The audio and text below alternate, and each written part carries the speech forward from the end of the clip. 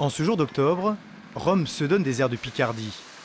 La pluie s'invite sur la basilique Saint-Pierre pour souhaiter la bienvenue à nos musiciens picards.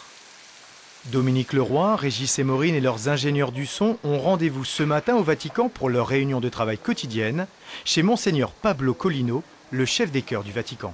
Bonjour. Ça va mon grand? Tu es bagné? Si, je suis mouillé. Depuis une semaine, ils passent 2 heures ensemble dans l'appartement du maestro émérite du Vatican.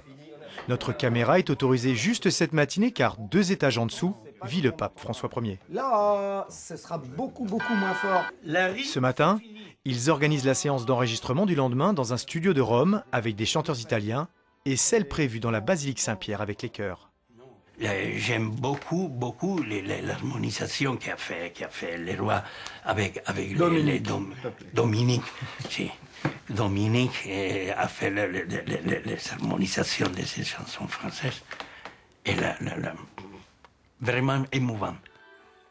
Pour ce disque, 4 lieux d'enregistrement entre Paris et Rome ont été prévus. Un vrai casse-tête pour nos directeurs artistiques. Exemple, pour enregistrer les chants au Vatican, il faudra chanter entre 19h et 21h car la basilique est vide, mais pas plus tard pour ne pas déranger le pape et les cardinaux qui dorment à côté. Et le pape qui est à côté? Si, mais il m'a dit, oui, tout ça que tu fais, mais entre l'horaire, après 9h du soir, personne... Toutes ces difficultés ont pu être surmontées grâce aux liens forts qui unissent tous les acteurs de ce projet musical. On va réduire un peu les cordes. Comme ça sera plus en place. Et c'est toi qui auras raison comme ça. Oui.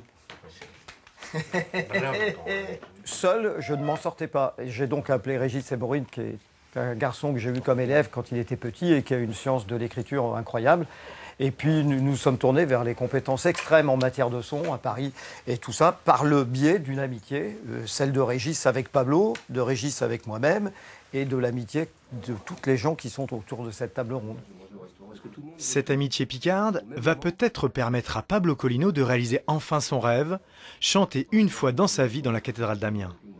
Pas pour moi, c'est la meilleure du monde. La cathédrale d'Amiens, c'est la meilleure. Oui, je la connais par les photos qu'il m'envoyait, les livres, c'est la meilleure. Une fois la séance de travail terminée, Monseigneur Collino ne résiste pas au plaisir de montrer à ses visiteurs les beautés de sa basilique. Voilà.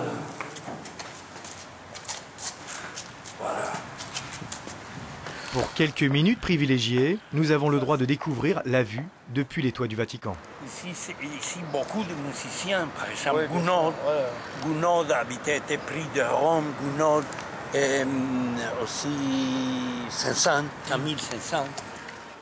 Moment de calme et de méditation avant les 2 jours d'enregistrement. Pablo Collino, lui le préfet du Vatican, endossera alors son costume de chef d'orchestre avec toujours la même ferveur.